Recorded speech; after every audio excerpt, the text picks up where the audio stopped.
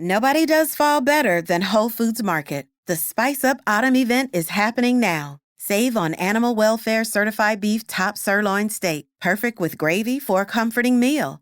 Find savings on organic Honeycrisp apples and organic pears. Then, visit the bakery department for their limited time pumpkin butter chai cake. And while you can, level up your fridge with fall wine, beers, and ciders. Spice Up Autumn at Whole Foods Market. Terms apply. Must be 21 plus. Please drink responsibly.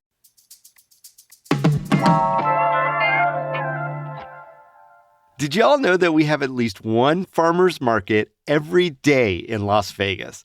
But how do ours measure up against other cities? Is being in the desert a challenge, or does it make for another unique Las Vegas experience? Today on CityCast Las Vegas, we walk through the farmers market scene here in the Valley with food entrepreneur Chris Wilson. Chris has plenty of insider tips on finding the best farmers markets in the Valley and getting a hold of the best produce, food goods, and crafts. It's Tuesday, October 17th. I'm David Figler, and here's what Las Vegas is talking about.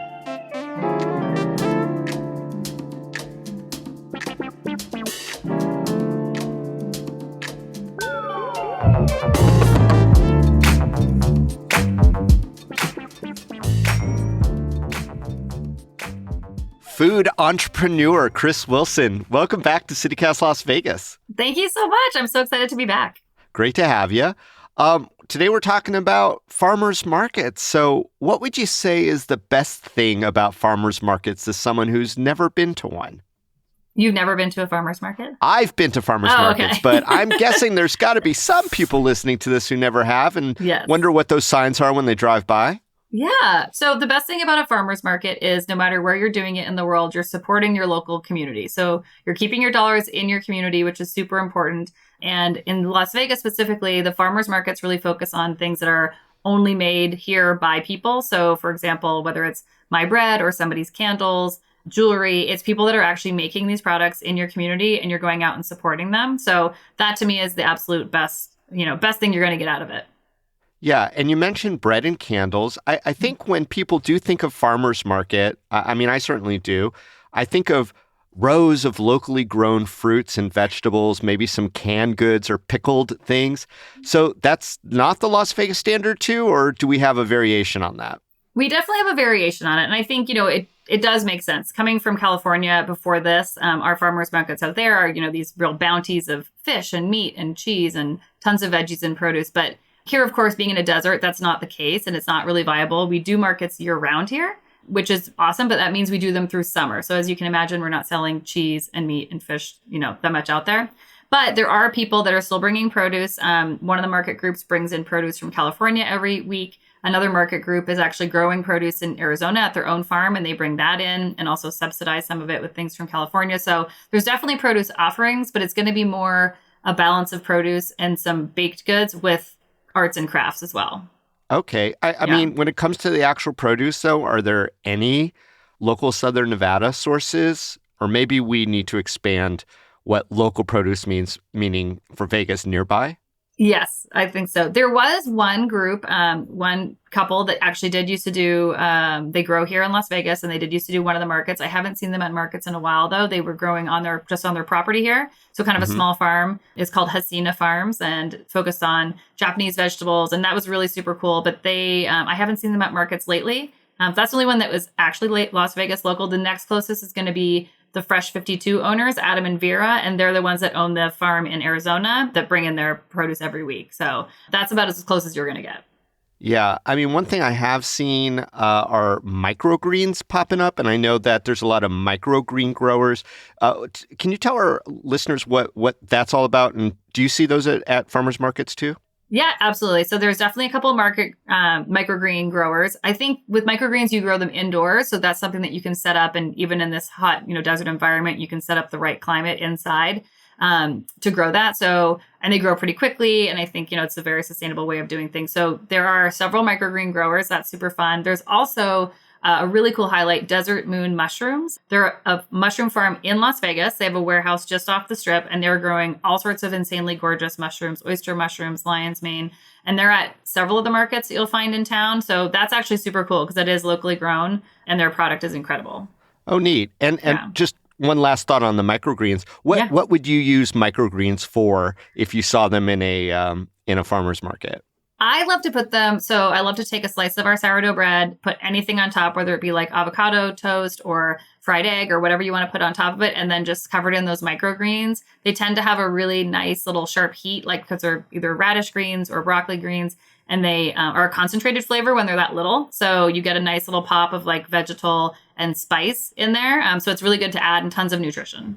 Yeah. And you mentioned your bread, which is just let's do a little quickie plug because it's some awesome bread. Thank you. Tell us, give us a one sentence, podcast pitch about what kind of bread that you're putting out into the world. Absolutely. So I own 5098 Bread with my partner, Ryan, and it's a sourdough bakery. We bake out of our home. We're a cottage bakery, and we just do the farmers market. So that's super fun. We're heavily engaged with the local community that way, which I love.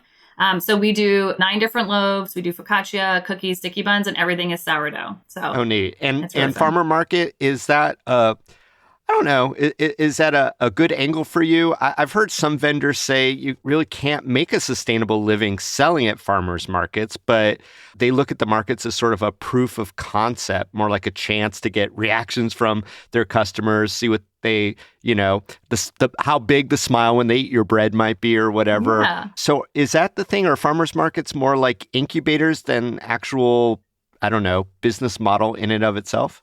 I think it depends on your product. So there's many vendors that have been doing this for years and years, and that's all they do is, they vend at the farmers markets and that's their entire income. So I think it depends. For us, when you think of what it costs to build out a brick and mortar bakery, it's a very expensive undertaking in terms of just equipment. And then, of course, labor costs with something that's as in depth as sourdough bread. So for us, this is how we make our living. This is both of our full-time gigs is doing this. And so it is totally sustainable. I think also when you have a great product and something like bread that people do need weekly, if not more than once a week, they're coming to buy it. It's something that it's not like a candle where they might buy it once and not need it for maybe another month or two. So I think it really depends on the product, but there's definitely vendors that completely rely on farmers markets for their entire income.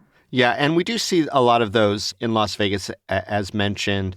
I call them arts and crafts. That might be a little, limiting because I think it is a broad spectrum of stuff that people make, right? Mm-hmm. Yeah. I mean, whether it's food or one of these craft products that I'm calling, what advice would you give someone who wanted to jump in on a farmer's market?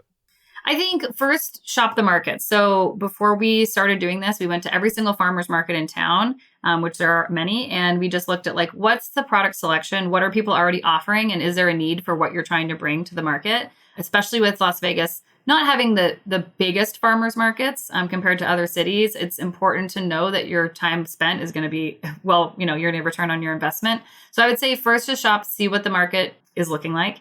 And then on top of that, I think just it's quite simple to get your business licensing. And if it's food, working with the health department and getting that all sorted out. Each of the market groups, when you go to their websites, has a list of exactly what you need, from insurance to, like I said, your business license, your health department licensing. And so it's pretty straightforward and it's easy to get that. It takes probably under a month. So I would just say, also ask the vendors. I have people come ask me constantly, I want to be a vendor. What would you suggest? So ask the vendors that are there for their advice and any tips they might have. But I think the biggest thing is just competition and what you see out there. And if what you're trying to bring to the market is going to improve the selection. Yeah, talking to people, always good advice. Yeah, to ask the people actually doing it. Right? Yeah.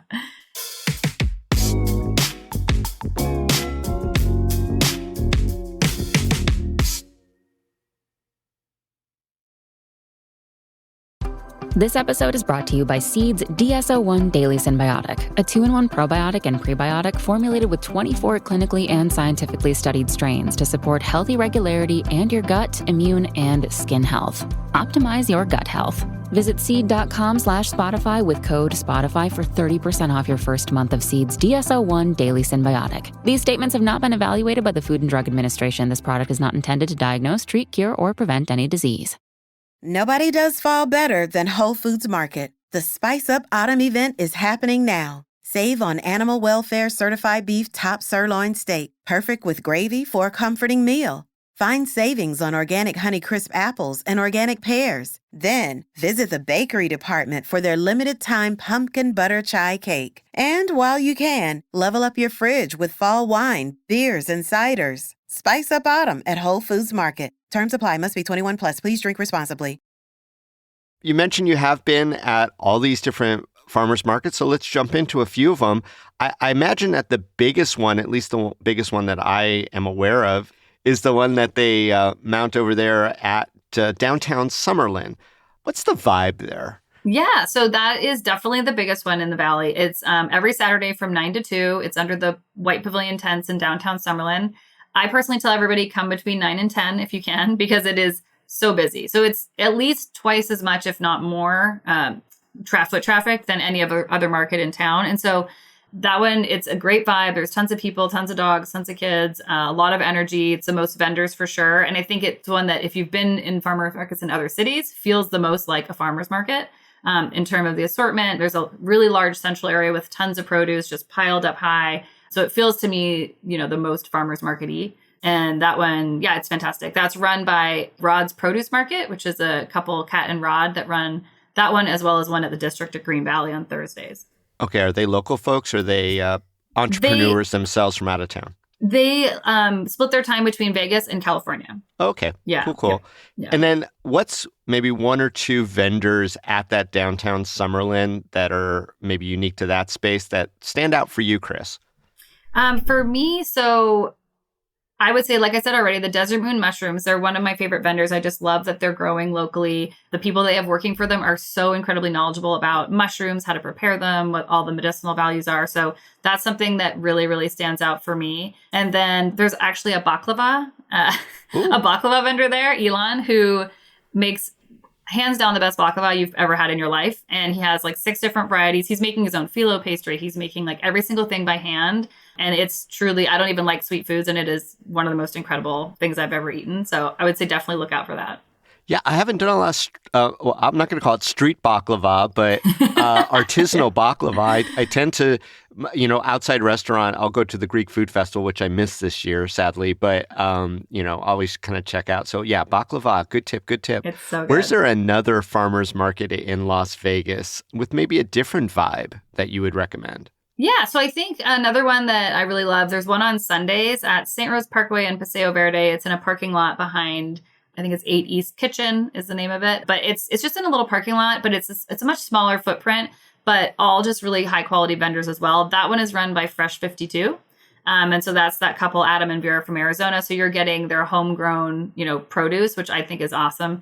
And then there's just a lot of, again, the mushroom people are there. We're there. There's some arts and crafts type of stuff, but it's a good selection in a smaller footprint that's not quite as intense as going to downtown Summerlin. So if crowds and just kind of that level of busy isn't for you, I would suggest, or if you're in Henderson, I would suggest that St. Rose one on Sundays, and that one's from 8:30 to 1:30.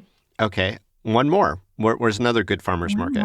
Well, the District at Green Valley is awesome. So that one, I mean, the District at Green Valley is just such a cute shopping center. They close down that center street and the vendors go all the way down from the casino, like basically up to REI. And so that one's great. There's always a really great musician playing there. So it has a really great vibe. And that's fun to have entertainment too. Yes. Yeah. They have great entertainment there and downtown Summerlin. Both always have really great entertainment. And so that one's great. And that one's Thursdays from 9 to 1.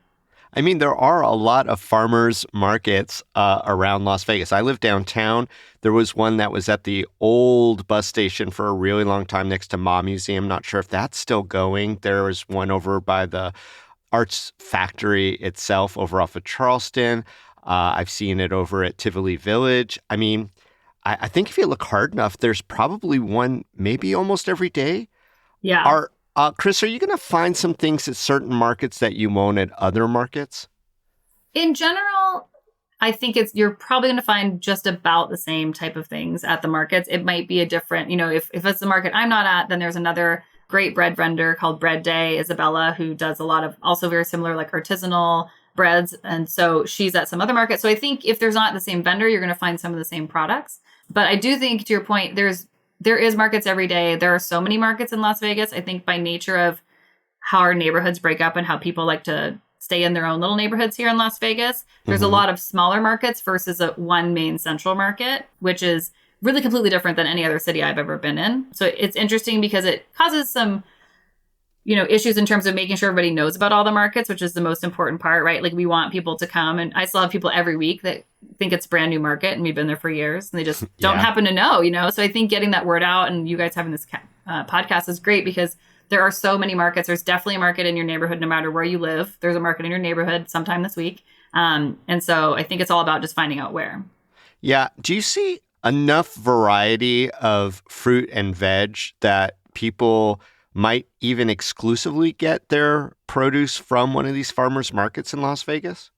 I think the Saturday farmers market, you could probably exclusively get your fruit and veg from there. So there's the main people that have the produce, and there's also another fruit vendor, Max, that has awesome fruit that he's bringing in. So mostly like berries and apples, that type of thing. But I think you probably could at that market, fill up everything you need. And even with, like I said, bread with the mushrooms, I mean, you can get a majority of your staples for sure at the markets. Any big sacrifices that just don't show up in our farmers market, like personal to you, that you wish that this particular fresh veg was available or this particular fresh fruit seasonally was available? Not in fruit and veg. There's definitely some great tomatoes that we are getting in, which is awesome, which to me is like the farmer's market staple. Is like, tomatoes, yeah. Tomato. I mean, and even in the desert, I mean, we've got a tomato bush that we haven't looked at it in a while, and it just keeps going and going and going. I know, so I get that. But so that's anything else that's not around? Produce-wise, no. I think the biggest thing for me personally is dairy, like cheese, fish, meat. Like when I was living in Oakland, our farmer's market at the lake, I could go and get like I could get my cheese, my fish, my meat, and my produce all there as I wanted. And so that's something that I think is a total opportunity here. I know that Fresh 52, those owners, they raise cattle and sometimes they do have some beef. But in a cooler behind, so that's really awesome. But in general, to be able to go weekly and get like everything you need in terms of that side of things in the grocery, I feel like that's an opportunity. And I would love to see, cheeses and things like that made here. Oh, great. Well, I mean, maybe people will venture, more people who go. And more people will go if they know where these things are. So, Chris, I guess last question, how can people find their nearest farmer's market? Yeah. So I think, obviously, if you find a vendor you like say for us, for example, I post weekly and monthly schedules on our website and on all of our social medias. So you always know where we're going to be. And that's 5098 Bread. But each of the market groups, so the main market groups here in Las Vegas are Rod's Produce Market, which goes under the Instagram handle Las Vegas Farmers Market. The other one is fresh52.com. So if you go into those Instagrams, they're always going to be posting their schedules. So you'll be able to see that. And I think just a quick Google search of Las Vegas farmers markets will also bring you to, there's many other smaller groups that are providing markets. Like there's Prevail Marketplace in town as well. And some vegan markets, which I want to shout out. There's been definitely a growing group of vegan markets. Lulu, who does the world's best salsa, she runs a vegan market once a month. That's just growing it every month. And it's fantastic. So I think even just a quick Google search will probably bring up all those other one-offs too. So, if you're living, I know there's one up in Aspire, like Sky Canyon, there's Inspirata. It's really all over the valley. There's a market. That's fascinating. And I guess last question always gets one follow-up. With all those options, how does Vegas fare against other cities in their farmer market scene? I personally feel like we have all the potential here to grow these markets. I think there's a ton of vendors. People really care. People really want to build that part of the community. What I find is the biggest obstacle is people knowing about it, like I said. So I think that marketing aspect of it, just continuing to drive that, is huge because, when I was in Arizona baking for a while, we would do those markets and there would be it would be thousands of people coming, and it would be something they would do with their friends. So it would be like, hey, we're meeting at the market with our kids and whatever for hours on a Saturday, and we're going to hang out. And I haven't seen that happen here as much. I think downtown Summerlin's the closest to that, but I would love to see, more people getting out and just supporting all these, small businesses, and also just having a great time with their friends at them. I mean, there's great food, there's great things to buy. So just really putting the dollars back into the community. And I think that's the thing that could make Las Vegas comparable to other cities with markets. Chris Wilson, thanks so much for coming back on CityCast Las Vegas. Always a pleasure. Oh, thanks so much, David. Appreciate it.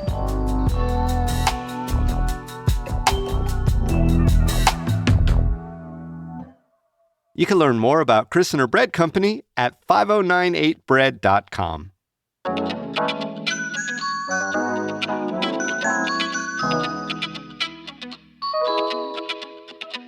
That's all for today here on CityCast Las Vegas. If you enjoyed the show, here's what you can do. It's short, simple, and sweet. So listen up, hit the share button, and send this episode to 3 of your smartest friends. Go ahead, do it now. They're going to appreciate it. We'll be back tomorrow morning with more news from around the city. Till then, stay lucky.